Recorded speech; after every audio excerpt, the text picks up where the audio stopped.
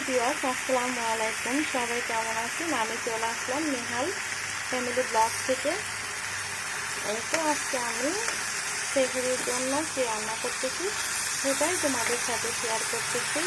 এই তো আমি আমরা ভাজি করতেছি ভালো করে টমেটো দিয়ে, কাঁচামরিচ দিয়ে।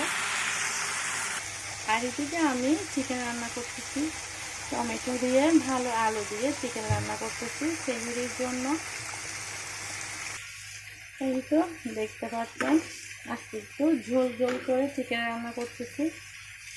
বাচ্চারা একটু ঝোল খেতে বেশি পছন্দ করে, তাই আমি একটু আজকে চিকেন রান্না করতেছি। আজকে সেহরিতে ধনে পাতা দিয়েছি।